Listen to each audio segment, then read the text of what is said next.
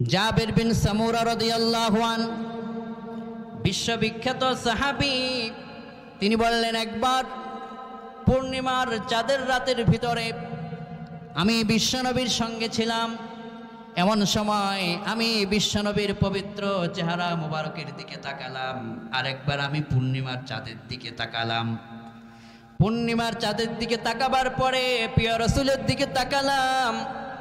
আনজুরু ইলাইহি ওয়া ইলাল কামার, আমি একবার প্রিয় রাসূলের দিকে তাকাই, আরেকবার আমার চাঁদের দিকে তাকাই। এরপরে আমি বুঝতে পারলাম চাঁদের চাইতে, পূর্ণিমার চাঁদের চেয়ে যিনি বেশি সুন্দর তিনি ছিলেন আমার প্রিয় নবী মুহাম্মদ সাল্লাল্লাহু। আমি তখন দেখতে পেলাম আমার রাসূল এত সুন্দর, চাঁদ আমার রাসূলের কাছে লজ্জা পেয়ে যায়। চাঁদের চাইতেও রাসূলকে আল্লাহ সুন্দর করে বানিয়েছেন। এমন রাসূলের চেহারার ভিতরেও কিন্তু সেই তায়েফবাসীরা আক্রমণ করেছিল, তারা রাসূলকে চিনে নাই। ঠিক কি না কোন? আমরা যারা প্রিয় রাসূলকে ভালোবাসি, প্রিয় রাসূলের জন্য কলিজা পর্যন্ত আমরা দেওয়ার জন্য প্রস্তুত থাকি, কোন আল্লাহু আকবার। রাসূলের জন্য যদি ডাক দেওয়া হয়, যদি বলা হয় কে আগে রক্ত দিবে, সবার আগে এই প্রোগ্রামের তাওহীদি জনতা বলবে আমার কলিজাটা আমার রাসূলের জন্য উৎসর্গ হয়ে যাক। এজন্য আল্লাহর হাবিব সাল্লাল্লাহু আলাইহি ওয়াসাল্লামকে জানার জন্য আল্লাহ নিজে অর্ডার করেছেন, আমার রাসূলকে তোমরা জানো, রাসূল থেকে মেসেজ নাও, রাসূল থেকে শিক্ষা নাও। বিশ্বনবী সাল্লাল্লাহু আলাইহি ওয়াসাল্লামের সৌন্দর্যের বর্ণনা করতে গেলে আপনি অবাক হয়ে যাবেন, কেমন একজন প্রিয় রাসূল আপনি পেয়েছেন। বিশ্বনবীর পবিত্র চেহারা মোবারকের বর্ণনা দেওয়ার পরে জাবির বিন সামুরার পরে বুখারীতে আরেকটি বর্ণনা আবু হুরায়রা রাদিয়াল্লাহু আনহু করেছেন। বিশ্বনবী সাল্লাল্লাহু আলাইহি ওয়াসাল্লামের পবিত্র ঠোঁট মোবারকটা কত সুন্দর ছিল। গবেষণা করে সাহাবায়ে কেরাম বললেন, যদি তোমরা কেউ ফুলের গোলাপের পাপড়ি দেখে থাকো, গোলাপের পাপড়ি যেমন সুন্দর, আমার রাসূলের পবিত্র ঠোঁট মোবারকটা তার চাইতেও আরো বেশি সুন্দর। যখন বিশ্বনবী একটু মুস্কি হাসতেন, প্রিয় নবী যখন মুস্কি হাসতেন, দুই ঠোঁটের মাঝখান দিয়ে প্রিয় নবীর পবিত্র দাঁত মুবারকের, দন্ত মুবারকের একটুকুন অংশ বেরিয়ে পড়ত। সাহাবায়ে কেরাম বলতেন, আমরা তখন তাকালে যেন মনে হতো আমার রাসূলের পবিত্র চেহারার মধ্যে যেন জান্নাতের একটা নূরের ঝলক পয়দা হয়েছে। এত আলোক উজ্জ্বল ছিল আমার প্রিয় রাসূল। আবার সুনান তারমির ভিতরে বর্ণনা করা হয়েছে, বিশ্বনবী যখন তিনি কথা বলতেন, আমরা যখন কথা বলি অনেকের মুখ থেকে এক রকমের দুর্গন্ধ বেরিয়ে পড়ে, কথা সত্য কিনা? কিন্তু আমার রাসূল যখন কথা বলতেন, রাসূলের পবিত্র মুখ মোবারক থেকে দুর্গন্ধ নয়, আতরের সুঘ্রাণ ছড়িয়ে পড়ত। আতরের সুঘ্রাণ। যদি পৃথিবীতে কেউ জীবন্ত কোরআন দেখতে চায়, তাহলে ওই জীবন্ত কোরআন হচ্ছে মানবতার মুক্তির দূত বিশ্বনবী মুহাম্মদ সাল্লাল্লাহু আলাইহি ওয়াসাল্লাম। কোন ঠিক কিনা?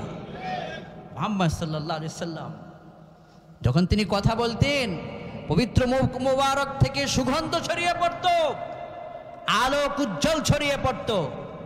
সুনান দারমির বর্ণনা, আন ইবনে আব্বাস রাদিয়াল্লাহু আনহুমা قال كان رسول الله صلى الله عليه وسلم أفلج الثنيتين إذا تكلم رؤيا كالنور يخرج من بين ثناياه।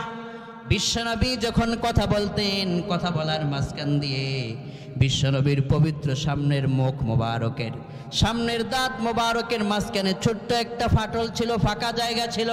আল্লাহর হাবিব যখন কথা বলতেন, সাহাবায়ে কেরাম বললেন, রাসূলের কথা বলার সময় ওই দুই ঠোঁটের দুই দাঁত মোবারকের ফাঁক দিয়ে কথা বলার সময়ে নূরের উজ্জ্বলতা চারিদিকে ছড়িয়ে পড়ত। কি প্রিয় রাসূল আমরা পেয়েছি, প্রাণের নবী, কলিজার নবী।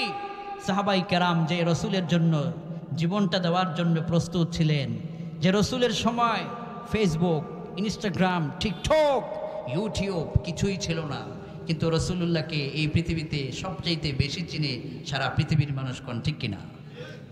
এজন্য আল্লাহ বলছেন, শোনো, মিলাদুন নবী সাল্লাল্লাহু আলাইহি ওয়াসাল্লামের মাসে নবীজিকে কেন আমি পাঠিয়েছি, তোমরা আমার কোরআন থেকে মেসেজ নাও। বিশ্বনবীকে আল্লাহ কেন পাঠালেন, মেসেজ নেওয়ার দরকার আছে না নাই? রাসূলুল্লাহকে একটা উদ্দেশ্য করে তো আল্লাহ পাঠিয়েছেন, ঠিক কি না? আমরা যে এখানে আছি একটা উদ্দেশ্য আছে না? উদ্দেশ্য কি? মাশাআল্লাহ, আল্লাহর কোরআনের কথা শুনবো এবং এই উসিলায় যেন আল্লাহ আমাদেরকে মরার পরে ঠাস করে জান্নাত দিয়ে দেন, কোন আমিন। এটাই তো উদ্দেশ্য। বিরিয়ানির উদ্দেশ্য আছে? বিরিয়ানি দিলেও আছে, না দিলেও আছে। যারা সত্যিকারের আশিকে রাসূল, যারা রাসূলকে সত্যিকার ভাবে ভালোবাসে, বিরিয়ানি ছাড়াই তারা তাদের কলিজা রাসূলের জন্য উৎসর্গ করে। আর যারা ধান্দাবাজ তারা বিরিয়ানির জন্য আশিকে রাসূল দাবি করে। এজন্য আমরা কি বিরিয়ানির দল নাকি প্রকৃত আশিকে রাসূল? আল্লাহ আসমান থেকে কয়, প্রকৃত আশিকে রাসূলেরা তোমরা শুনে নাও, কেন আমার রাসূলকে পৃথিবীতে পাঠালাম। আহারে দুনিয়ার মানুষ যদি জানতো প্রিয় রাসূলের আগমনটা কত উন্নত ছিল, পৃথিবীর জন্য কত চমৎকার ছিল, এক সেকেন্ডের জন্য প্রিয় রাসূল থেকে তারা দূরে থাকতো না, ঠিক কিনা কোন? কোরআনে আল্লাহ বলছেন কেন পাঠিয়েছি রাসূলকে, শোনো। আল্লাহ আসমান থেকে কয়, قد جاءكم من الله نور وكتاب مبين। ও দুনিয়ার মানুষেরা, ও জনপদের মানুষেরা, ও উম্মতি মুহাম্মাদিরা, ও বাংলাদেশের তাওহীদি জনতা, তোমাদের কাছে প্রিয় রাসূল কেন এসেছেন? ১৫০০ বছর আগে আল্লাহ কোরআনের ভিতরে কোট করে দিয়েছেন। বিশ্বনবী পৃথিবীতে আসার আগে গোটা দুনিয়াটা ছিল অন্ধকারাচ্ছন্ন। অন্ধকার, জুলুম, নিপীড়ন, নির্যাতন, জ্বালাও পোড়াও, ভাঙচুর, এগুলো বিশ্বনবীর আগমনের আগে পৃথিবীটাতে অন্ধকারে পরিপূর্ণ হয়েছিল। মানুষ তার নিজ সতীত্বকে, সত্তাকে চিনত না। সবচেয়ে বড় দুর্ভাগ্যের কথা ছিল এই, তখন কোনো স্বামী যদি মারা যেত, তাহলে এই স্বামীর মৃত্যুর জন্য তার স্ত্রীকে দায়ী করে স্ত্রীকে জীবন্ত তারা পুড়িয়ে হত্যা করত। নাউযুবিল্লাহ। এই জুলুম, এই অত্যাচার মুহাম্মদ সাল্লাল্লাহু আলাইহি ওয়াসাল্লামের সেই আগমনের আগে পৃথিবীটা অন্ধকারে, অত্যাচারে পরিপূর্ণ হয়ে গিয়েছিল। মানুষ শুধু হাহাকার করছিল, আমরা মুক্তি চাই, নাজাত চাই, শান্তি চাই। কিন্তু কে এনে দেবে শান্তি? মুক্তির পথ কে দেখাবে? কোত্থেকে পাবো শান্তি? কোন মহামানব এসে শান্তির আলোর দিশা দিয়ে পৃথিবীর মানুষকে আলোকিত করবে? তারা শুধু হাহাকার করতে লাগলো। অন্ধকারে যখন পরিপূর্ণ ছিল, তাফসীর রুহুল বায়ান, জামিউল বায়ান আন তা'ভিল আয়াল কুরআন, ইবনু জারির তিনি লিখেছেন। তাফসীর কুরআনিল আযিমে ইবনু কাসির ব্যাখ্যা করেছেন। জালালউদ্দিন সুয়ুতি তিনি ব্যাখ্যা করে কয়, মুহাম্মদ সাল্লাল্লাহু আলাইহি ওয়াসাল্লাম যখন পৃথিবীতে আসেননি, গোটা দুনিয়া অন্ধকারাচ্ছন্ন। এবার আমি আপনাদেরকে জিজ্ঞেস করতে চাই, আমার প্রাণপ্রিয় কুমিল্লার তাওহীদি জনতা, আপনার ঘরে যদি কখনো লাইট নিভে যায়, সুইচ অফ হয়ে যায়, রাতের অন্ধকারে লাইটগুলো যখন বন্ধ করে দেওয়া হয়, ওই অন্ধকার দূর করার জন্য সেখানে নতুন করে আরেকটা লাইটের প্রয়োজন হবে কি হবে না? বিশ্বনবীর পৃথিবীতে আসার দৃষ্টান্ত হচ্ছিল এরকম। গোটা দুনিয়াটা অন্ধকারে পরিপূর্ণ ছিল। অন্ধকার দূর করার জন্য যেখানে লাইটের প্রয়োজন, গোটা পৃথিবীর অন্ধকার দূর করার জন্য লাইট হিসেবে, আলো হিসেবে স্বয়ং আল্লাহ পাক বিশ্বনবীকে তখন পৃথিবীতে পাঠিয়ে গোটা দুনিয়াকে আলোকিত করে দিলেন। কোন সুবহানাল্লাহ। আল্লাহ আসমান থেকে এটাই বলছেন, قد جاءكم من الله نور وكتاب مبين। এই যে হুজুর পড়তেছে, মাশাআল্লাহ, ভালো লাগছে। যারা আলেম ওলামা আছেন পড়বেন, যারা পারেন একটু আমার সাথে ঠোঁট মিলাবেন, সওয়াব দিবেন যিনি, তিনি কে? কোরআন পড়তে হবে, শুনতে হবে। আর এখন মাহফিলে কোনো কিচ্ছা কাহিনী বলার সময় নাই। এক সময় কিচ্ছা কাহিনী, ঢোল তবলা যা ছিল সব ছিল। এখন কিচ্ছা কাহিনী বাদ দিয়ে আল্লাহর কোরআন চলবে। তাফসীর বিল কোরআন ওয়াস সুন্নাহ। কোরআনের উপরে কোনো কথা পৃথিবীতে নাই। আল্লাহর কোরআন চলবে যেখানে, মুমিন মুসলমান তাদের কলিজা দিয়ে সেখানে তারা সবকিছু উৎসর্গ করবে। কোন ঠিক কিনা? কোরআনের তাফসীর পৃথিবীর সবচাইতে আদর্শময় কথা, এর চাইতে উন্নত কথা আর পৃথিবীতে কিছুই হতে পারে না। কোরআনের কথা শেষ হবার পর যদি সময় থাকে তখন আপনি অন্য কথা বলুন, কিন্তু আগে কোরআন, কারণ এর উপরে কিছুই নেই। ঠিক কিনা? কোন নাযালা বিহির রূহুল আমিন আলা কলবি মুহাম্মদ সাল্লাল্লাহু আলাইহি ওয়াসাল্লাম বিলিসানিন আরাবিয়্যিন মুবিন। বিশ্বনবীর উপরে আগে আল্লাহ কোরআন সেট করেছেন। 30 পারা কোরআনকে সেট করার পর কোরআনের ব্যাখ্যা হিসেবে রাসূলুল্লাহর পবিত্র বরকতপূর্ণ হাদিসগুলোকে আল্লাহ পাক ছড়িয়ে দিয়েছেন। কোন সুবহানাল্লাহ। আল্লাহ পাক কোরআনে বললেন, ক্বাদ জাআকুম মিনাল্লাহি নূরু ওয়া কিতাবুম মুবিন। তোমাদের নিকটে আল্লাহর পক্ষ থেকে এসেছে নূর, নূরের সঙ্গে এসেছে সুস্পষ্ট কিতাব। তাফসীর কারকগণ ব্যাখ্যা করে কয়, আল মুরাদু বিল আউয়াল হুয়ার রাসূল সাল্লাল্লাহু আলাইহি ওয়াসাল্লাম ওয়া সানিল কুরআন। এই আয়াতে প্রথমে আল্লাহ পাক নূর বা আলো যাকে সম্বোধন করেছেন, এই নূর, এই আলো যিনি, তিনি হলেন বিশ্বনবী মুহাম্মদ মুস্তাফা সাল্লাল্লাহু। রাসূলকে আলো বানিয়ে পাঠিয়েছেন যিনি, তিনি কে? সুস্পষ্ট কিতাবও আল্লাহ তাআলা দান করেছেন। তাহলে এই রবিউল আউয়াল মাসে আমরা এটা জানলাম যে আল্লাহ পাক বিশ্বনবীকে পাঠানোর পিছনে প্রধান উদ্দেশ্য হচ্ছে দুনিয়া থেকে যত অন্ধকার, সকল অন্ধকারকে দূর করে দিয়ে আলো প্রতিষ্ঠা করার জন্য রাসূলকে পাঠানো হয়েছিল। কোন ঠিক কিনা? তাহলে রাসূলের ভীষণ যেখানে অন্ধকার সেখানে আলো জ্বালিয়ে দাও। যেখানে জালেমরা অত্যাচার চালাবে সেখানে তুমি কোরআনের বার্তা ছড়িয়ে দাও। যেখানে অন্যায় সেখানে প্রতিবাদ, অন্যায়ের উপরে কোরআনের আলো পৌঁছে দাও। জালেমরা পালাবার রাস্তা খুঁজে পাবে না। আলোর বার্তা পৌঁছে দাও। বিতরিত করো পৃথিবীর মানচিত্র থেকে সকল জুলুম, নিপীড়ন, অত্যাচারকে দূর করো। প্রতিষ্ঠা করো আলো, প্রতিষ্ঠা করো মানুষের উপর অধিকার ফিরিয়ে যেন পায় বঞ্চিত মানবতা, তাদের প্রত্যেকের স্বাধীনতা। কোন ঠিক কিনা? এজন্য আল্লাহ রাসূলকে পাঠিয়েছেন। বিশ্বনবী তিনি নিজে বলেছেন, এই আয়াতের ব্যাখ্যা করতে গিয়ে চমৎকার একখানা হাদিস এসেছে। বিশ্বনবী বললেন, ইন্নাল্লাহ আযজা ওয়া জাল্লা বা'আসানি হুদাও ওয়া রাহমাতাল লিল মুমিনিন ওয়া আমারানি বিমাহকিল মাযামির ওয়াল আওতারি ওয়াস সালিবি ওয়া আমরিল জাহিলিয়া। ও আমার উম্মতেরা, তোমরা শুনে নাও আমাকে কেন আল্লাহ পাঠিয়েছেন। আমাকে পাঠাবার পিছনে আমার আল্লাহ পাকের উদ্দেশ্য হলো এই পৃথিবীতে যত অন্ধকার থাকবে, জাহালাতের কর্মকাণ্ড থাকবে, সকল জাহালাতকে দূর করে দিয়ে আল্লাহর জমিনে আল্লাহর কোরআন, রসুলের সুন্নত প্রতিষ্ঠা করতে হবে। কোন ঠিক কিনা? বিশ্বনবীকে আল্লাহ পাক হুদাও ওয়া রাহমাতাল লিল মুমিনিন, মুমিনদের জন্য রহমত করেছেন, হেদায়েতের উচ্চ বার্তা করেছেন। যেখানে অন্যায় হবে সেখানে বিশ্বনবীজি প্রতিবাদ করে, অন্যায় দূর করে একটা ন্যায়ের সমাজ প্রতিষ্ঠা করে দেখিয়েছেন যিনি, তিনি ছিলেন আমাদের প্রিয় নবী। কোন ঠিক কিনা? তাহলে আমরা প্রথম দিকে জানলাম যে আমাদের প্রিয় রসুলকে পৃথিবীতে পাঠাবার প্রধান উদ্দেশ্য অন্ধকার দূর করে আলো প্রতিষ্ঠা করা। অন্ধকার দূর করে কি প্রতিষ্ঠা করা?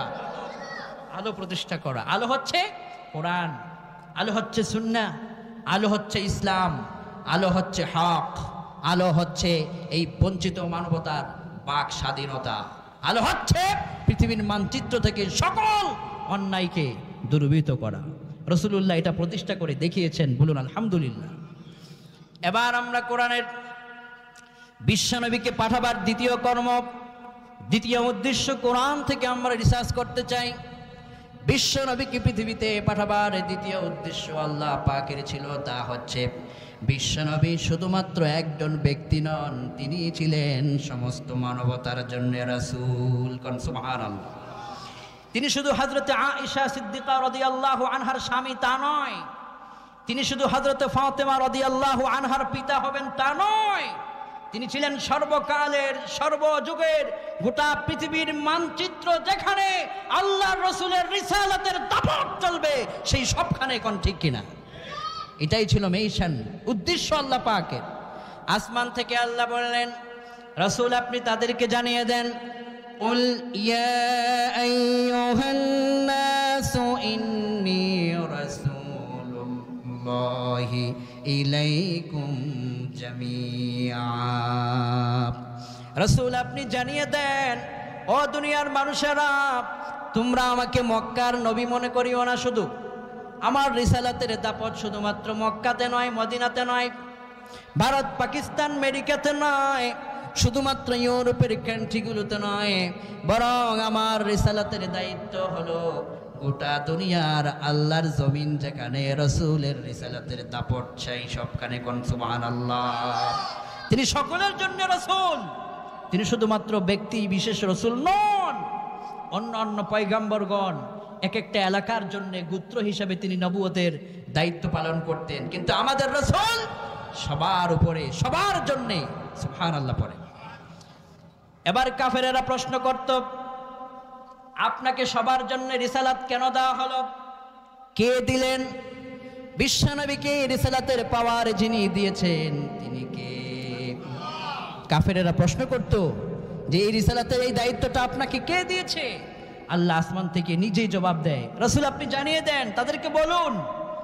এর পরের অংশে আল্লাহ বললেন, কুল ইয়া আইয়ুহান নাসু ইন্নী রাসূলুল্লাহি ইলাইকুম জামিআ আল্লাযী লাহু মুলকুস সামাওয়াতি ওয়াল আরদ লা ইলাহা ইল্লা হুয়া ইউহয়ী ওয়া ইউমীত।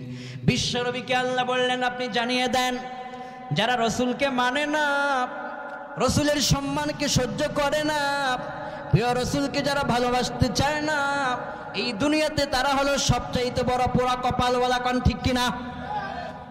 ওই সমস্ত কাফেরেরা বলতো, আপনি যে রিসালাতের দায়িত্ব সবার জন্য বললেন তার প্রমাণ কি? আল্লাহ আসমান থেকে বললেন, বলে দেন, আল্লাযী লাহু মুলকুস সামাওয়াতি ওয়াল আরদ, যিনি আসমান জমিনের রাজত্বের একমাত্র মালিক, আর যিনি লা ইলাহা ইল্লা হুয়া ইউহয়ী ওয়া ইউমীত, যিনি ছাড়া কোনো ইলাহা নাই, বিধানদাতা নাই, আইনদাতা নাই, কানুনদাতা নাই, যিনি হায়াতের মালিক, যিনি মৃত্যুর মালিক, যিনি হায়াত এবং মৃত্যুর মালিক, তিনি আমাকে রিসালাতের দায়িত্ব দিয়েছেন, কোন সুবহানাল্লাহ। তাহলে প্রিয় নবীকে প্রেরণ করার দ্বিতীয় মিশন, উদ্দেশ্য ছিল এটা যে রাসূলের রিসালাত ছড়িয়ে পড়বে গোটা বিশ্বে, বিশ্বের প্রতিটি প্রান্তে, কোন ঠিক কিনা? ছড়িয়ে পড়েছে কিনা পৃথিবীতে? এই যে বাংলাদেশে, এই বাংলাদেশে প্রিয় রাসূলকে এসে দাওয়াত দিয়েছেন, কিন্তু আপনার এই বাংলাদেশে প্রিয় রাসূলের বার্তা, আসমান থেকে নাজিল হওয়া কোরআন এখানে পৌঁছেছে কিনা? অবাক হয়ে যাবেন আপনি। লাস্ট সানডেস টাইম ওরা রিপোর্ট করেছে, আমেরিকার ক্যালিফোর্নিয়াতে বসে তারা বলছে, আমরা গবেষণা করে দেখলাম গোটা পৃথিবীতে মরুভূমিতে জন্মগ্রহণ করা আব্দুল্লাহর ছেলে মুহাম্মদ সাল্লাল্লাহু আলাইহি ওয়াসাল্লামকে নিয়ে গবেষণা করতে করতে খোদ আমেরিকার ভিতরে বসে প্রতি বছর 1,50,000 খ্রিস্টান নতুন করে শুধু রাসূলের জীবনী পড়ে পড়ে কালিমা পড়ে মুসলমান হয়ে যাচ্ছে, কোন আল্লাহু আকবার। ইসলামকে দামাবার ক্ষমতা, ইসলামকে নিশ্চিহ্ন করার ক্ষমতা পৃথিবীর কারো হয়নি, হবেও না। যারাই ইসলামকে নিভিয়ে দিতে চেয়েছে তারাই পিছনের দরজা দিয়ে পালাতে বাধ্য হয়েছে, কোন ঠিক কিনা? ইসলাম আল্লাহর, রাসূল তার দায়িত্ব পালন করেছেন, যে আল্লাহ যে বলছেন যে সারা বিশ্বে ছড়িয়ে পড়বে। আজ পুরো পৃথিবীতে, আমেরিকা, লন্ডন, পৃথিবীর যেখানে আপনি যান সেখানে গেলেই আপনি দেখবেন আল্লাহু আকবারের ধ্বনি উচ্চারিত হচ্ছে প্রতি 5 ওয়াক্ত সালাতে। আল্লাহু আকবারের সাথে সাথে আশহাদু আন্না মুহাম্মাদার রাসূলুল্লাহ, রাসূলের স্লোগান গোটা পৃথিবীর সবখানে ছড়িয়ে পড়েছে। ছড়িয়েছেন যিনি, তিনি কে? আমাদের মসজিদে আজকে এশার আজান হয়েছে না? মুয়াজ্জিন সাহেব কই? যখন তিনি বলেছেন আশহাদু আল্লা ইলাহা ইল্লাল্লাহ, এরপরে কি বলবেন? তিনি যদি আশহাদু আন্না মুহাম্মাদার রাসূলুল্লাহ না বলে হাইয়া আলাস সালাহ থেকে শুরু করে, তখন আপনারা কি করবেন? কি করবেন? আজান সুন্দর করে আবার দেওয়ার জন্য আপনারা কেন বলবেন? কারণ এখানে এটা ছেড়ে দিয়েছে। দেখুন, ওয়ারফা'না লাকা যিকরাক বিমা'না আত-তাফসীর ফিল আযান ওয়াল ইকামাত ওয়াত তাশাহুদ ওয়াল খুতবাহ ওয়া গায়রিহা। জালালউদ্দিন সুয়ুতী তিনি তাফসীর করে লিখেছেন যে আল্লাহ পাক তার হাবিবের রিসালাতের পাওয়ারকে এমনভাবে ছড়াবেন, যেখানে আজান হবে, যেখানে ইকামাত হবে, যেখানে তাফসীর হবে, যেখানে মাহফিল হবে, যেখানে কোনো আলোচনা হবে, যেখানে কোনো খুতবা হবে, সেই সবখানে আল্লাহ পাকের নামের সঙ্গে মুহাম্মদ সাল্লাল্লাহু আলাইহি ওয়াসাল্লামের মহত্তম আদর্শের স্লোগান চারিদিকে ছড়িয়ে পড়বে। কোন আল্লাহু আকবার। রাসূলের আদর্শ চারিদিকে ছড়িয়ে আজকে পড়েছে কিনা? গোটা পৃথিবীময় যেখানেই যান। এজন্য আল্লাহ বললেন, ইন্নী রাসূলুল্লাহি ইলাইকুম জামিআ।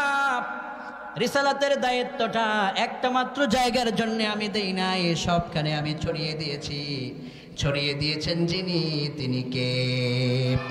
3 নম্বর, রাসূলকে আল্লাহ তাআলা রিসালাত দেওয়ার সাথে সাথে একটা সারপ্রাইজ দিয়েছেন, সেটা হলো তাকে আল্লাহ পাক সরাসরি রহমতের নবী বানিয়েছেন। সুবহানাল্লাহ। রাব্বুল আলামিন কোরআনে বলছেন, ওয়ামা আরসালনাকা ইল্লা রাহমাতাল লিল আলামিন।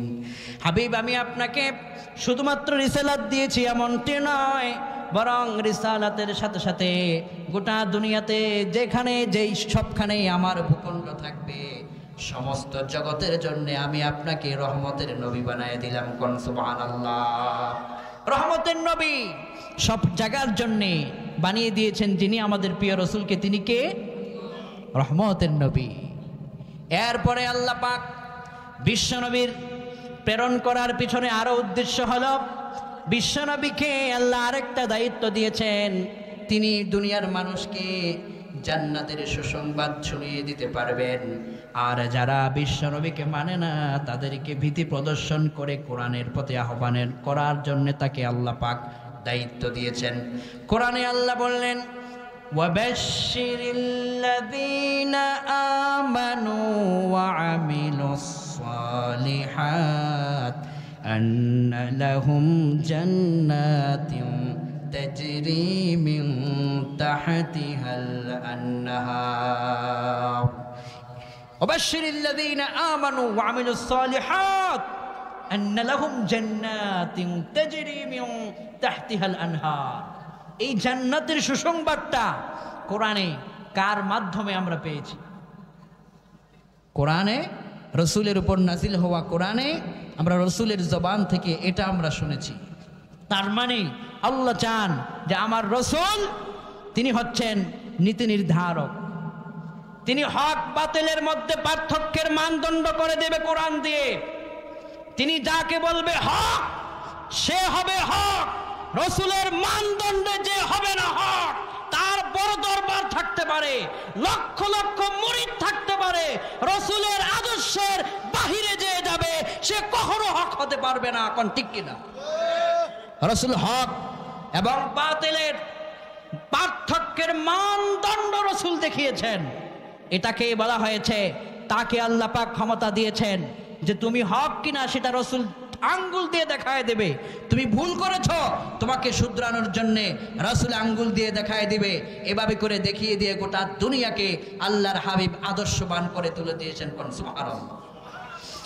এরপরে বিশ্বনবীকে আল্লাহ পাক পৃথিবীতে পাঠাবার পিছনে আরেকটা বড় উদ্দেশ্য হলো, গোটা দুনিয়ার সর্বকালের সকল মানুষেরা যেন তাদের নিজের মন গড়া মতো না চলে, তারা চলবে একজনের মন গড়া মতো। তিনি হচ্ছেন বিশ্বনবী মুহাম্মদ সাল্লাল্লাহু। আমরা লেনিন, কার্ল মার্কস আমার নেতা, আমার আদর্শ নয়। আমার আদর্শ হবে আমার প্রিয় রসুল কোন ঠিক কিনা? আপনি রাজনৈতিকভাবে যেই দলই করেন, বলছেন অমুক নেতার পবিত্র, অমুক নেতার চরিত্র, বলছেন না? আগে বলছেন না ফুলের মতো পবিত্র? 5 আগস্টে ওই ফুলের মতো পবিত্র নেতার মুখেই কিন্তু জনগণ জুতা মেরেছে। তার মানে হচ্ছে চূড়ান্তভাবে ফুলের মতো পবিত্র এই পৃথিবীতে একজন মানুষও নয়, শুধুমাত্র যার চরিত্র ফুলের চাইতে পবিত্র তিনি হচ্ছেন মুহাম্মদ সাল্লাল্লাহু আলাইহি সাল্লাম। কোন ঠিক কিনা?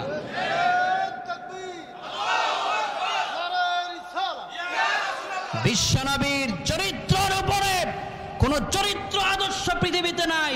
এটা যদি আপনি দেখতে চান, পৃথিবীর চারিদিকে তাকায় দেখেন, যারাই যখনই পৃথিবীর মানুষের কাছে এসে চরিত্রবান সেজেছে, পৃথিবীর মানুষের জীবন নিয়ে ছিনিমিনি খেলেছে, রসুলের আদর্শের উপর যারা আঘাত করতে চেয়েছে, আল্লাহর জমিনে আল্লাহর কোরআনের রাজকে প্রতিষ্ঠার পথে যারা বাধা হয়ে দাঁড়িয়েছে, তারা দিন শেষে মানুষের জুতা পিটা খেয়েছে। কথা বাস্তব কিনা? আগামী জিন্দেগিতেও, আগামীর নতুন সুন্দর বাংলাদেশেও ছাত্র জনতা তোমাদেরকে আগেও আমরা ধন্যবাদ জানিয়েছি, আজও ধন্যবাদ জানাই কোরআনের প্রোগ্রাম থেকে। তোমরা যেই সুন্দর সুগঠিত সুশৃঙ্খল নতুন বাংলাদেশ গড়ার জন্য স্বপ্ন দেখিয়েছ, এই নতুন বাংলাদেশে যদি কেউ আল্লাহর কোরআন নিয়ে ছিনিমিনি খেলতে চায়, প্রিয় রাসূলের আদর্শের উপর কেউ কালিমা লেপন করতে চায়, তাদের অবস্থা পূর্বের অবস্থার মতো হবে। কারণ রসুলের ব্যাপারে আমরা কাউকে ছাড় দেইনি, দিব না। কোন ঠিক কিনা? রসুলের আদর্শের সার্টিফিকেট দিয়েছেন যিনি, তিনি কে? সুবহানাল্লাহ, সুবহানাল্লাহ। চরিত্রের সনদপত্র। আপনার আমার চরিত্রের সার্টিফিকেট দেয় স্ত্রী, আপনার আমার চরিত্রের সার্টিফিকেট দেয় আপনার আমার ড্রাইভার, পিএস, সেক্রেটারি। ইমাম সাহেবের চরিত্রের সার্টিফিকেট দেয় মুসল্লিরা। দোকানে বসে বসে অমুক গ্রামের ইমাম সাহেব আজকে 2 মিনিট আগে নামাজ পড়িয়েছে, সমালোচনা আছে না নাই? অমুক গ্রামের ইমাম সাহেব আজকে কেরাত খুব লম্বা করেছেন, অমুক গ্রামের ইমাম সাহেব আজকে জোহরের নামাজ আগে পড়াইয়া দাওয়াত খেয়েছেন 3টা। হুজুর 3 দাওয়াত কেন খেলো? ওনার খুব জ্বালা। এরকম আছে না নাই? হুজুর 3 দাওয়াত কেন? উনি দাওয়াত 10টা খাবে, তোমার সমস্যা কি? তুমি তো হুজুরকে দাওয়াত দিয়ে বছরে একবারও খাওয়া নাই, তুমি দাওয়াতও দাও না, আবার সমালোচনাও করো। তোমার চরিত্র ফুলের মতো পবিত্র নয়, তুমি সমালোচক। কোন ঠিক কিনা? সমালোচনা করবেন না ইমাম সাহেবদেরকে নিয়ে। যার পিছনে সালাত পড়েন সেই ইমামকে দিল থেকে শ্রদ্ধা করবেন, আপনাকে আপনার মর্যাদা বাড়িয়ে দিবেন যিনি, তিনি কে? হ্যাঁ, কিছু কিছু ব্যাপারে আপনার মতের সঙ্গে তার নাও মিলতে পারে, সে মানুষ, আপনিও মানুষ, কিন্তু তিনি ইমাম। আপনি তার পিছনে সালাত পড়েন, আপনার মৃত্যুর পরে সবার আগে কিন্তু মাইকটা হাতে নিয়ে সেই বলবে উমুকে মারা গেছেন, ইন্না লিল্লাহি ওয়া ইন্না ইলাইহি রাজিউন। আপনি মরে যাবার পরে ইমাম সাহেব কিন্তু সর্বপ্রথম বলবে, নিয়ে আসুন ওকে আমি সুন্নত তরিকায় সুন্দর করে শেষ গোসলটা দিয়ে দিই। আপনি মরার পরে ইমাম সাহেবই বলবে, ওকে আমি সুন্দর করে কাফনের কাপড়টা পরাইয়ে দিই। জানাজার লাশ সামনে নিয়ে আপনার জন্য সে অঝোর দ্বারায় চোখের পানি ফেলে কাঁদবে। আপনার মৃত্যুর পরে, আপনার কবরে লাশ রাখার পরে এই ইমামকে আপনার সবচাইতে বেশি প্রয়োজন হবে। কোন ঠিক কিনা? যাদেরকে সব জায়গায় বেশি প্রয়োজন হয় এই ইমাম সাহেবদেরকে নিয়ে এখন থেকে সমালোচনা নয়, বরং যথাসম্ভব এই ইমামদের উপর আমরা শ্রদ্ধাপূর্ণ আচরণ আমরা প্রতিষ্ঠিত করব। কোন ঠিক কিনা? এই এলাকায় যতটা মসজিদ আছে, যতজন সম্মানিত ইমাম সাহেবান আছেন, তাদেরকে আমরা মাথায় তুলে রাখবো, ইজ্জত দিব। তাহলে আপনার আমার ইজ্জত বাড়িয়ে দিবেন যিনি, তিনি কে? বিশ্বনবী একজন মুয়াজ্জিনের জন্য দোয়া করেছেন, আল্লাহুম্মা গফির লিল মুআজ্জিনিন। শুধুমাত্র একজনের জন্য নয়, তিনি এখানে গোটা দুনিয়ার সমস্ত মুয়াজ্জিনকে, মুয়াজ্জিনে কেরামদেরকে এখানে রসুল শামিল করে বলেছেন, হে আল্লাহ, আমার উম্মতদের ভিতরে যারা মুয়াজ্জিনের দায়িত্ব পালন করবে, আল্লাহ আমি দোয়া করে গেলাম তাদের সবগুলো গুনাহ তুমি মাফ করে দিও। একজন মুয়াজ্জিন যখন আজান দেয়, রসুলের দোয়ার বরকতে তার সব গুনাহ মাফ করে দেন যিনি, তিনি কে?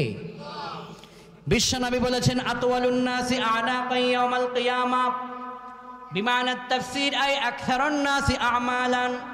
কিয়ামতের ময়দান যেদিন কায়েম হয়ে যাবে, মুয়াজ্জিন যখন হাসরের ময়দানে দাঁড়িয়ে যাবে, যারা মসজিদের ভিতরে জাতিকে আযান দিয়েছে, ওই মুয়াজ্জিন যখন দাঁড়িয়ে যাবে তখন তার ঘাটটাকে আল্লাহ পাক উঁচু করে দিবেন। এই হাদিসের ব্যাখ্যায় মুহাদ্দিসিন কেরাম ব্যাখ্যা করেছেন আতওয়ালুন নাসি আনাকান ইয়াউমাল কিয়ামা আই আকসারুন নাসি আমালান। মুয়াজ্জিনকে আল্লাহ পাক সেদিন সারপ্রাইজ হিসাবে তার আমলের পাল্লাটাকে আল্লাহ উঁচু করে দিবেন। কোন সুবহানাল্লাহ।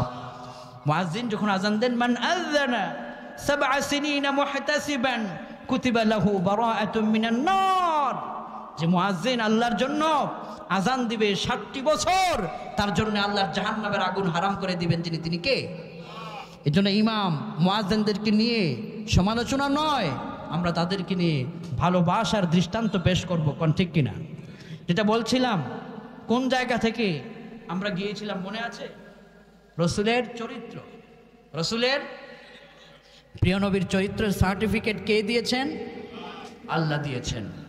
দেখেন আমার ভাইয়েরা, এখানে সবচেয়ে বড় আশ্চর্যের বিষয়, আল্লাহ নিজে প্রিয় রসুলের চরিত্রের সনদপত্র দেওয়ার কত বড় উত্তম উজ্জ্বল দৃষ্টান্ত এই পৃথিবীবাসীর জন্য, যে ওহে পৃথিবীর মানুষেরা, এই পৃথিবী সৃষ্টির পর থেকে এই পর্যন্ত কত রাষ্ট্রনায়ক তোমরা দেখেছো, কত আইডল তোমরা দেখেছো, যাদেরকে লাখো মানুষ ফলো করে। যে খেলোয়াড় সে যাকে ভালোবাসে, তার ভালোবাসার প্লেয়ারের গায়ের উপরে যেই গেঞ্জিটা থাকে, টি শার্ট থাকে, সে ওই টি শার্টটা তার প্রিয় খেলোয়াড়ের মতো ওই টি শার্টটা সেই গায়ে দেয়, ঠিক কিনা? সেলিব্রিটিকে মানুষ ফলো করে, কিন্তু দিন শেষে চরিত্রের ব্যাপারে উত্তম আদর্শের সনদপত্র গোটা পৃথিবীর কেউ দিতে পারে নাই। একমাত্র রসুলের চরিত্রটাই আল্লাহ প্রদত্ত সনদ পাওয়া। কোন সুবহানাল্লাহ। বিশ্বনবীর চরিত্র আল্লাহ পাক বলছেন, লাকাদ কানা লাকুম ফি রাসূলিল্লাহি উসওয়াতুন হাসানাহ। ও দুনিয়ার মানুষেরা, তোমরা আমার রসুলের জীবনের ভিতরে, আমার রসুলের ভিতরে সর্বোত্তম আদর্শ তোমরা খুঁজে পাবে, যার উপরে পৃথিবীতে আর কোনো একটাও আদর্শ নিহিত নাই। কোন সুবহানাল্লাহ। কত কেমন আদর্শ! বিশ্বনবীর দরবারে যে সমস্ত সাহাবায়ে কেরাম ছিলেন, বিশ্বনবী চলে যাবার পরে আম্মাজান আয়েশা সিদ্দিকা রাদিয়াল্লাহু আনহার দরবারে সাহাবায়ে কেরামদের একটা প্রতিনিধি দল গেলেন। বললেন, ওগো আম্মাজান, আপনি আমাদেরকে বিশ্বনবী সম্পর্কে কিছু তথ্য দিন। বিশ্বনবীর পবিত্র চরিত্র কেমন ছিল আমাদেরকে একটুকুন জানান। আম্মাজান আয়েশা সিদ্দিকা রাদিয়াল্লাহু আনহা সেদিন চমৎকার একটা উত্তর দিয়েছিলেন। বলেছিলেন, তোমাদের হাতে কি কোরআনের পাণ্ডুলিপি নাই? তোমাদের হাতে কি আল্লাহর কোরআন নাই? সাহাবায়ে কেরাম বললেন, 30 পারা কোরআন আমাদের হাতে আছে। সাহাবায়ে কেরাম আল্লাহর কোরআন নিয়ে আসলেন। আম্মাজান আয়েশা সিদ্দিকা রাদিয়াল্লাহু আনহা সেদিন বললেন, কানা খুলুকুহুল কোরআন।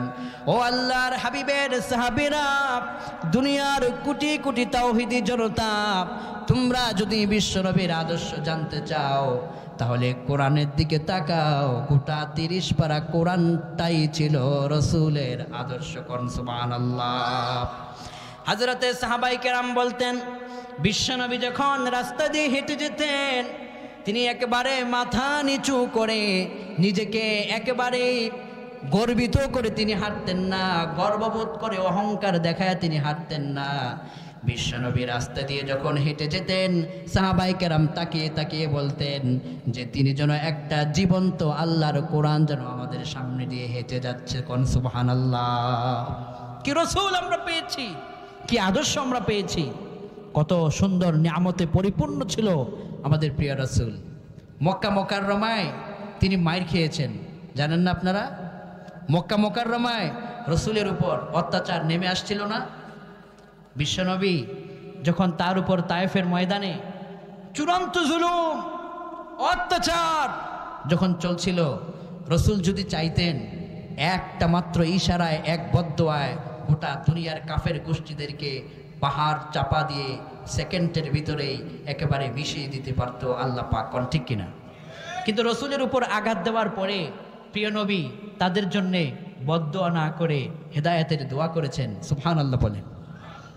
পৃথিবীতে এত সুন্দর আদর্শ আর কে দেখাতে পারে, যার উপর মক্কার ভিতরে জুলুম, অত্যাচার, নিপীড়ন অভাব ছিল না।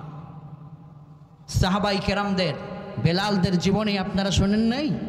হযরত বেলাল রাদিয়াল্লাহু আনহুকে উত্তপ্ত মরুভূমির বালির উপর শোয়াইয়া তার উপর পাথর দিয়ে এই চাপা দিয়ে রক্তগুলো পিছন দিক থেকে পড়ে মরুভূমির বালিগুলো লাল হয়ে গিয়েছিল। সেই সমস্ত অত্যাচার রসুলের সাহাবাই কেরামদের উপর ছিল। বিশ্বনবীকে সাহাবাই কেরামদের সামনে পিছনে বিশ্বনবীর উপর জুলুম অত্যাচার ছিল। মদিনা মুনাওয়ারায় যখন গিয়েছেন, মক্কা যখন বিজয় হয়, বিশ্বনবী বিজয়ের বেশে যখন ফিরে এসেছেন, আল্লাহর হাবিব সর্বপ্রথম ঘোষণা দিয়েছেন, আমি তাদেরকে ক্ষমা করে দিলাম। কোন আল্লাহু আকবার। যদি রসুল তখন চাইতেন তার প্রতিশোধ নিতে পারতেন কিনা? আল্লাহু আকবার। বিশ্বনবীকে যারা আদর্শ মনে করে, বিশ্বনবীকে যারা ideal leader of the world মনে করে, বিশ্বনবীর সেই আদর্শকে তারা বাস্তবায়ন করবে, তারাও তাদের সময়ে এই অত্যাচার, জুলুম, নিপীড়নকারীদেরকে ক্ষমা করে আল্লাহর কোরআনের আহ্বান করে থাকে। তার বাস্তব উদাহরণ বাংলাদেশে আমরা দেখতে পাচ্ছি। কোন আলহামদুলিল্লাহ। এদেশের জনগণের উপর অত্যাচার, জুলুম কম ছিল না বিগত বছরগুলোতে। জনগণ কিন্তু এই জুলুম, অত্যাচার ক্ষমা করে দিয়ে তাদের হেদায়েতের জন্য এখনো দোয়া করে। কোন ঠিক কিনা? দেখেন আমার ভাইয়েরা, আদর্শ। সুবহানাল্লাহি বিহামদি। বিশ্বনবীর ব্যাপারে আল্লাহ পাক বললেন, শোনো, পৃথিবীতে যত আদর্শ আছে সকল আদর্শ এই মাটির সাথে মিশে যাবে। একটা মাত্র আদর্শ পৃথিবীর মানুষকে সত্যের দিশা দেখিয়ে যাবে। সেই আদর্শটাই হলো প্রিয় নবীর আদর্শ। কোন সুবহানাল্লাহ। কেমন আদর্শ, কেমন চরিত্র! শামাইলে তিরমিজির ভিতরে আবু ঈসা মুহাম্মদ ইবনে ঈসা আত-তিরমিজি রাহিমাহুল বারি তিনি লিখেছেন, প্রিয় নবী কি মহত্তম আদর্শ তার ছিল। বিশ্বনবীর একজন পিএস ছিল, যিনি বিশ্বনবীর খেদমত করতেন। আপনার আমার আশেপাশের যেই সমস্ত মানুষেরা থাকে, তারাই আপনার আমার সম্পর্কে ভালো মন্তব্য জানাতে পারে। ঠিক কিনা কোন? এখানে আমরা যারা স্বামী আছি, ঘরে আমাদের স্ত্রী যাদের আছে, একটু হাত তোলেন তো, ঘরে যাদের স্ত্রী আছে। স্ত্রী হ্যাঁ হ্যাঁ হ্যাঁ, আচ্ছা হাত নামান। আপনার ব্যাপারে সবচাইতে বেশি চারিত্রিক সার্টিফিকেট আপনার স্ত্রী দিতে পারবে। ঠিক কিনা কোন? রসুলের স্ত্রী ছিল হযরত খাদিজা রাদিয়াল্লাহু আনহা। খাদিজা রাদিয়াল্লাহু আনহা বিশ্বনবীর চরিত্রের সনদপত্র দিয়ে বলছেন যে, রাসূল আজকে ওয়াল্লাহি মা ইউখজিকাল্লাহু আবাদা, I swear by Allah, Allah won't insult you ever. রাসূল, এই গোটা দুনিয়ার কাফেরেরা আপনার চরিত্র নিয়ে ছিনিমিনি গেলে আমি খাদিজা বললাম, আল্লাহর নামের শপথ, আল্লাহ আপনাকে কখনো লাঞ্ছিত করবেন না।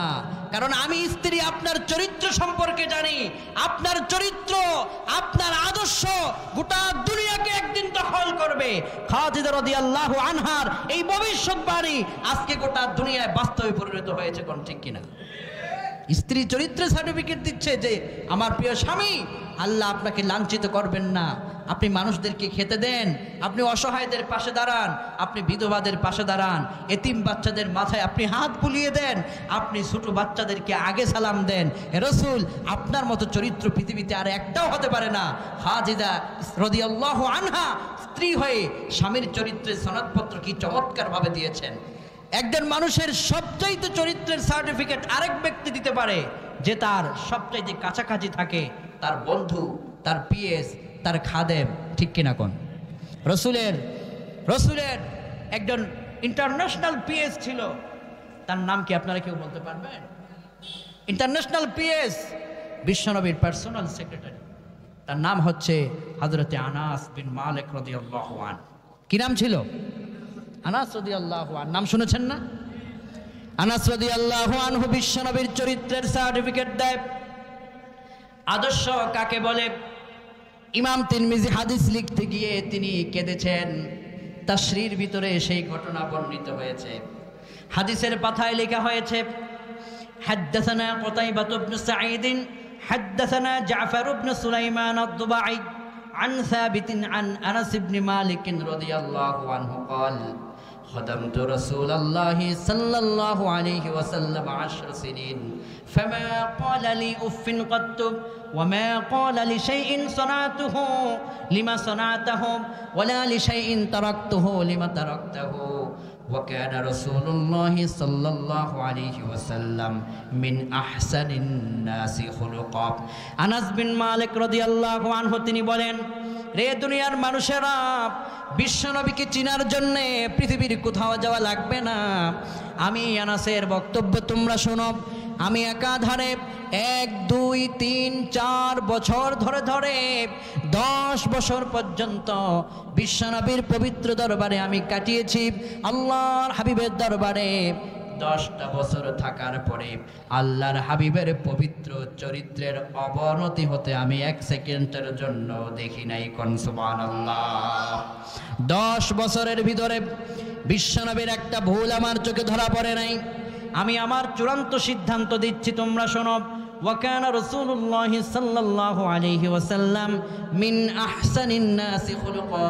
तमाम পৃথিবীর ভিতরে সমস্ত মানবতাকে নিয়ে যদি গবেষণা করা হয়, আল্লাহর হাবিবের মতো সেরা আদর্শ মহামানব পৃথিবীতে আর কেউ নাই। সুবহানাল্লাহি বিহামদি সুবহানাল্লাহিল আযীম। কি রাসূল আমরা পেয়েছি। আমি আবেগ আপ্লুত হয়েছি। এই যে কদিন আগে মক্কা আল মুকাররমা সফরে মদিনা মুনাওয়ারা গিয়েছি। এখানে আপনারা অনেকেই মদিনা মুনাওয়ারা থেকে বদর প্রান্তে যাওয়ার আগে একটা জায়গা আছে, বীরে শেফার একটা জায়গা। বীরে শেফা গিয়েছেন না? অনেকে গিয়েছেন না? বীরে শেফা, বীরে শেফার ওখানে একটা পাহাড় আছে। এই পাহাড়ে হযরতে বিশ্বনবী সাল্লাল্লাহু আলাইহি ওয়াসাল্লামের আরেকজন কাছের একজন সাহাবে ছিল, বিশ্বনবী যায়েদ ইবনুল হারেসা রাদিয়াল্লাহু আন। বিশ্বনবীর জন্য সে তার জীবনটাকে কুরবান করার জন্যে তার জীবনটাকে ওয়াকফ করে দিয়েছিলেন যায়েদ ইবনুল হারেসা। এই বীরে শেফার পাশে পাহাড়ের এখানে যায়েদ ইবনুল হারেসা, সেখানে তিনি শুয়ে আছেন, সেখানে তার কবর। বিশ্বনবীর বীরে শেফা, আহা, যে হাজী সাহেবরা দেখেছেন বীরে শেফার ঘটনা হলো, সাহাবায়ে কেরামদেরকে নিয়ে নবীজি সফর করেছেন। সফরকালে সবাই তৃষ্ণার্ত, ক্লান্ত হয়ে গেলে পরে একজন মানুষের একটু বিশুদ্ধ ঠান্ডা পানি পান করলে তার কলিজা শীতল হয়। সাহাবায়ে কেরামদের প্রতিনিধি দল বিশ্বনবীর দরবারে এসে বললেন, ইয়া রাসূলুল্লাহ, আমরা আপনার সঙ্গে সাথী হয়ে এসেছি, কিন্তু আমরা আজকে ক্ষুধার্ত আর তৃষ্ণার্ত, আমাদের খাবারের কোনো পানিও নাই। আমরা যে ওযু করব আমাদের পানি নাই, আমরা যে গোসল করব পানি নাই। ওগো প্রাণের নবীজি, আমরা এখন কি করতে পারি? পানি পান না করলে তো এই মানুষগুলো মারা যাবে। আল্লাহর হাবিবের গোটা হৃদয়টা ছিল দয়ায় পরিপূর্ণ, রহমতের নবী, দয়াল নবী, আমার মায়ের নবীজি। তিনি বললেন, পাশে কোনো কূপ আছে কিনা তোমরা তাকিয়ে দেখো। সাহাবায়ে কেরাম গিয়ে দেখলেন একটা কূপ আছে। কূপের পানি তুলে দেখলেন ওই কূপের পানিগুলো প্রাণযোগ্য নয়, কূপের পানিগুলো একেবারে লবণাক্ত। যে কূপ পান করলে লোকটি অসুস্থ হয়ে যাবে। এই অসুস্থ হয়ে যাওয়ার কারণে এই পানিটা পানযোগ্য নয়, লবণাক্ত পানি কেউ পান করতে পারে না।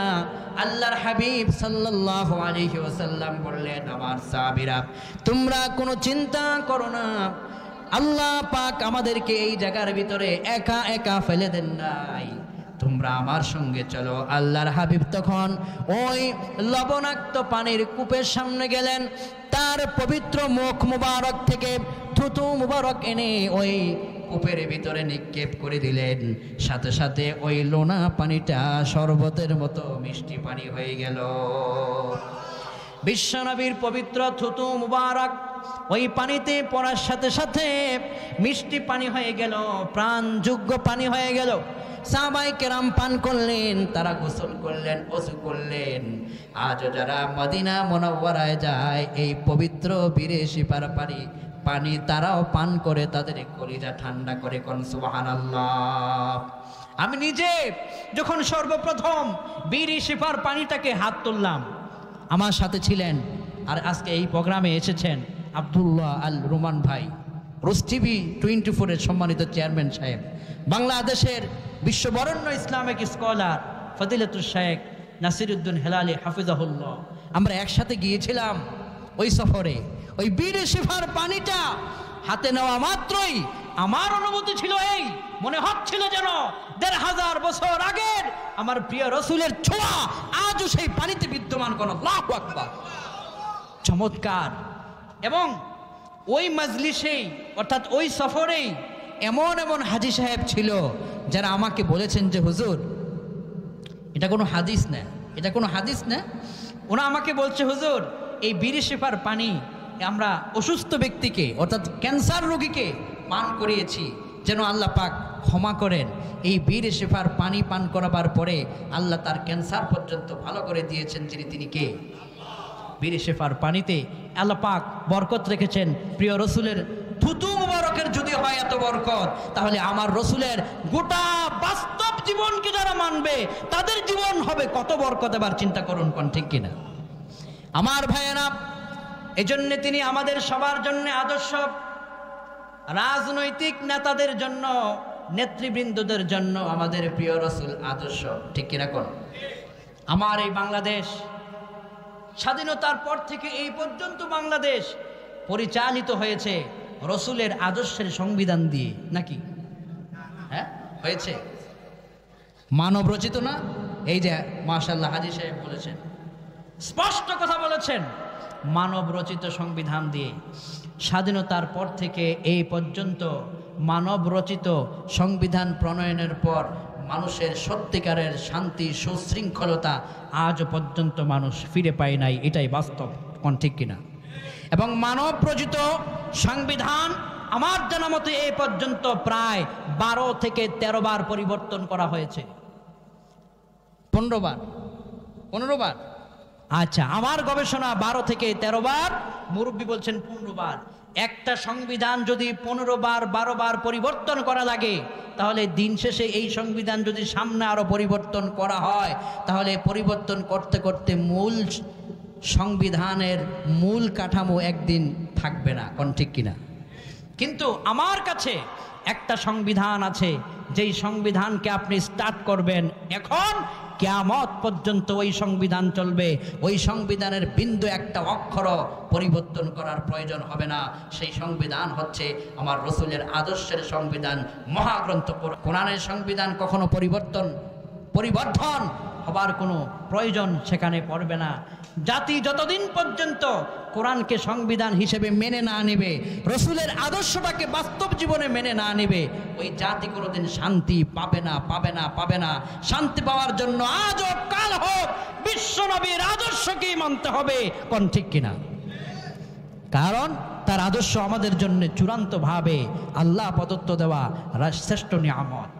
এজন্য আল্লাহ পাক বলেছেন, ও দুনিয়ার মানুষেরা তোমরা শোনো, কুল ইন কুনতুম তুহিব্বুনাল্লাহা ফাত্তাবিউনি ইউহিব্বুকুমুল্লাহ ওয়া ইয়াগফির লাকুম যুনুবাকুম ওয়াল্লাহু গফুরুর রহিম। ও দুনিয়ার মানুষেরা, তোমরা যদি তোমার জীবনের ভিতরে তুমি সফল হতে চাও, যদি তোমার রবকে তোমার প্রিয় বন্ধু বানাতে চাও, রবের ভালোবাসা যদি পেতে চাও, তাহলে তোমাকে বলে দেওয়া হলো তা হলো তুমি চক্ষু বন্ধ করে প্রিয় নবীর আনুগত্যের কাছে তোমার মাথাকে নত করে দাও। রসুলের আদর্শকে মানো, তার আনুগত্যকে, তার অনুসরণের কাছে তোমার জীবনটাকে তুমি উৎসর্গ করে দাও। তাহলে আল্লাহ পাক নিজে তোমাকে ভালোবাসবে যদি তুমি রসুলের আদর্শ মানতে পারো, তার অনুসরণ করতে পারো। কোন সুবহানাল্লাহ।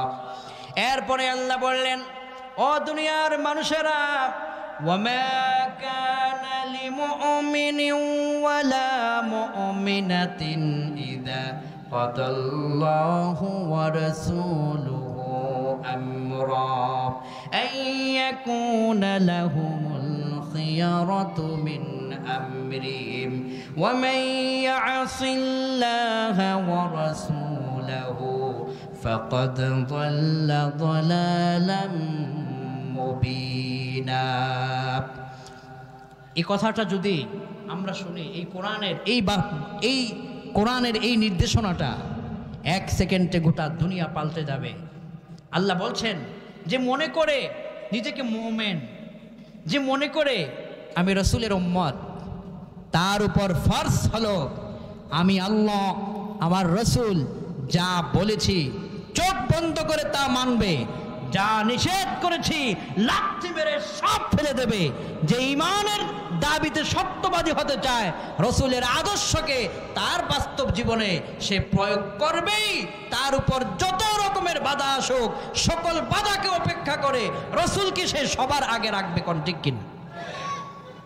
তাওহীদি জনতা, আল্লাহ পাক আসমান থেকে বলছেন আমার রাসূলের আদেশ, তার কথা যখন তোমাদের কানে পৌঁছে যাবে, বলার সময় নাই রাসূল কেন বলেছেন, কি জন্য বলেছেন। রাসূল বলেছেন আমি মেনে নিলাম, আমি শুনলাম, সামি'না ওয়া আতা'না, আমি শুনলাম, আনুগত্যের মস্তক রাসূলের সামনে, আল্লাহর সামনে, রাসূলের আদর্শের কাছে নত করে দিলাম।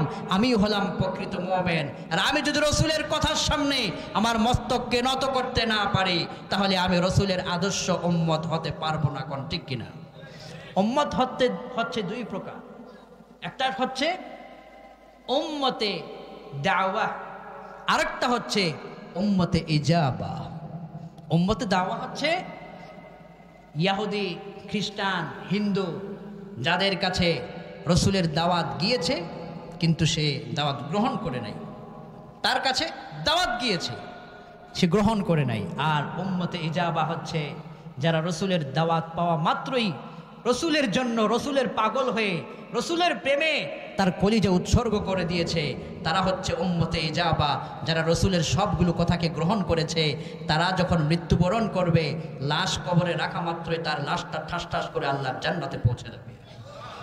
এজন্য আমরা আমাদের রাসূলকে আমাদের জীবন উৎসর্গ করে হলো রাসূলকে মানার দরকার আছে না নাই? দেখেন আমার ভাইয়েরা, আল্লাহ পাক আসমান থেকে বললেন মা আতাকুমুর রাসূলু ফাখুযুহু ওয়া মা নাহাকুম আনহু ফান্তাহু।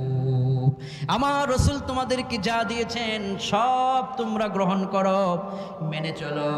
যা নিষেধ করেছেন সবগুলোকে তোমরা বর্জন করো।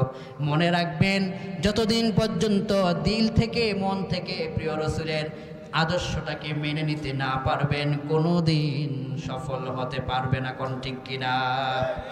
এবার রাসূলকে যে আপনি মানেন তার কিছু উদাহরণ, রাসূলকে যে আপনি মানেন এটার একটা প্রমাণ আপনাকে দেওয়া লাগবে কিনা। আচ্ছা, এখানে যারা আমরা পিতা আছি, অনেক সময় সন্তানদেরকে বলি না, আমার সন্তান এই কাজটা তুমি করো। একদিন হঠাৎ করে আপনার সন্তানকে আপনি বললেন আজ সকালে অফিসে তুমি আমার এই কাজটা করে দাও। সন্তান কাজ না করে ঘরের ভিতর বসে আছে, আপনি এসে তাকে বললেন ওই সন্তান তোমাকে তো আমি কাজ দিয়েছিলাম, এটা করেছো? সে তখন বলছে আমি পিতা আপনাকে খুব সম্মান করি, পিতা আমি আপনাকে খুব মানি, পিতা আমি আপনার খুব ভক্ত। পিতা বলছে বাবা তোমাকে আমি বলেছি আমার এই কাজটাকে করতে। আপনার সন্তান বলছে কি বাবা আমি আপনাকে খুব মানি, আমি আপনাকে খুব মহব্বত করি। আপনি তখন আপনার সন্তানের উপর রাগ হয়ে বলবেন বেটা যদি আমাকে মহব্বত করিসই তাহলে আমার কাজটা তুই করে দেখা, ঠিক কিনা? এজন্য এই তাওহীদি জনতাকে আমি বলতে চাই, যারা বলে আশিকে রাসূল, যারা বলে আমি রাসূলকে ভালোবাসি, সাহাবায়ে কেরাম বদরের প্রান্তে যেভাবে আল্লাহর জমিনে দ্বীন কায়েমের জন্য জীবন উৎসর্গ করেছে, উহুদে রক্ত দিয়েছে, যারা দাবি করে রাসূলকে আমি ভালোবাসি, ওই সমস্ত দাবিদারদেরকে রণাঙ্গনে যুদ্ধে জিহাদের ডাকে পৌঁছে গিয়ে রাসূলের জন্য প্রয়োজনে বুক